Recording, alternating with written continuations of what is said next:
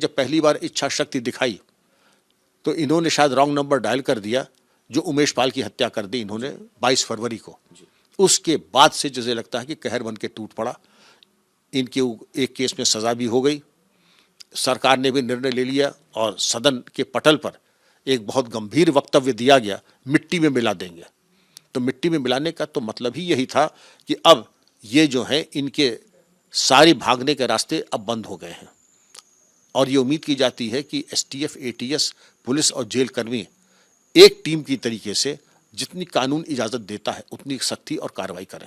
Sir, आपने कहा कि आप जब डीजीपी बने आपने कार्रवाई भी की, कुर्क भी की संपत्ति इनकी।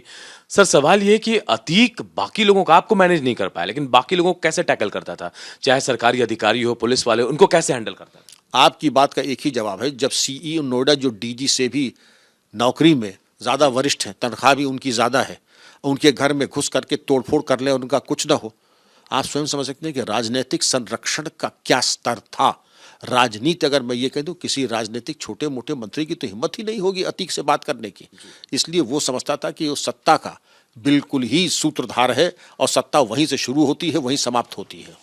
सर, एक सवाल ये आपसे और पूछूंगा कि पुलिस वाले ज्यादातर नाता अतीक से जुड़ता होगा या फिर कहीं कोई केस हो तो पुलिस जाती होगी। पुलिस वाले बहुत ईमानदार भी होते हैं, मैं ऐसा नहीं कह रहा हूं कि सब ईमानदार हो, किसी को मैनेज कर ले अतीक, लेकिन जो ईमानदार होते थे उनके साथ अतीक का ट्रीटमेंट कैसा होता है? उनके साथ अतीक का ट्रीटमेंट ये होगा, अगर आप यूट्यूब पे जाएं तो आप इंस्पेक्टर DK राय का नाम सुना होगा, जो CBI में भी थे।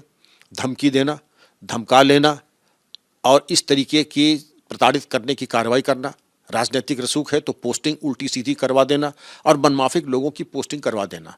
लेकिन जैसे एक डरपोक आदमी होता, सीधे मुचहटा न लेना।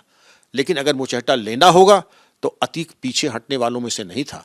वो फिर अपने स्तर पे एन केन प्रकारेण स्थानांतरण से लेकर के प्रलोभन तक सब करता था। आपने एक बहुत अच्छी बात कही, सभी पुलिस वाले बेईमान नहीं होते हैं, लेकिन कुछ बेईमान होते हैं और उतना पर्याप्त है किसी बाहुबली को सजीवन बूटी देने का, चाहे जेल के बाहर या जेल के अंदर। जेल के अंदर जो तमाम सुविधाएं मिलती हैं वो हमारे कर्मठ अधिकारी कर्मचारी थोड़ी देते हैं। जेल के बाहर जो उसका साम्राज्य चलता है वो उन्हीं धूर्त, कुटिल और बेईमान पुलिस अधिकारी कर्मचारियों के चलते चलता है, राजनेताओं के चलता है, जो कि चाहते हैं और इसके टुकड़ों पे पलते हैं। सर, कोई ऐसा वाक्य आपको याद है जब अतीक ने किसी पुलिस वाले को ट्रैप कर लिया या फिर उसके जरिए कुछ घटना को अंजाम दिया इसने? ऐसी एक तो नहीं, ऐसी तो तमाम एक घटनाएं रही होंगी। जैसे कि जब इनकी गिरफ्तारी की गई थी तो मुझे ये बताया गया था, प्रयागराज में जब गिरफ्तारी की गई थी, गिरफ्तारी करके इनको थाने ले गए थे या ले जा रहे थे, तो एक पुलिस अधीक्षक स्तर के, SSP नहीं, एडिशनल SP, नाम मुझे याद नहीं आ रहा है, कहा कि ऊपर से फ़ोन आया कि तुरंत इनको छोड़ दी। इनका छोड़ कैसे, हमने तो गिरफ्तारी कर ली, इनको छोड़ना पड़ेगा, ये वरिष्ठतम स्तर पे निर्णय लिया गया है, वरना दंगे हो जाएंगे, वरना समस्या हो जाएगी प्रशासनिक।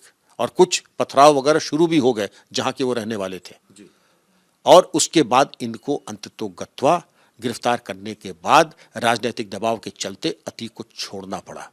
सर, क्या ऐसा भी हुआ कि पुलिस कभी FIR नहीं लेती हो डर से? अतीक के नाम से अगर कोई हिम्मत भी करे कि मैं चलो FIR करता हूं उनके अगेंस्ट में, पुलिस डर से FIR नहीं लेती हो, लोगों को भगा देती हो, शायद कोई FIR भी ना लॉन्च हो?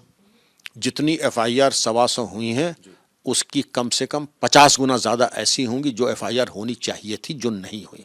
डर और आतंक और भय। आतंक, माफिया के देखिए 3 इंग्रेडिएंट्स होते हैं, भय और आतंक जग जाहिर, प्रशासन से के अंदर दखल और ऐसी दखल कि अपने हिसाब से चला लें। आपने शासन प्रशासन राजनीति में हस्तक्षेप देखा, और तीसरा धन की उगाही। तो तीनों इंग्रेडिएंट्स जो माफिया संगठित अपराध के हैं वो पूरे हो जाते हैं और आपके सामने जो परिणाम है ये सही है।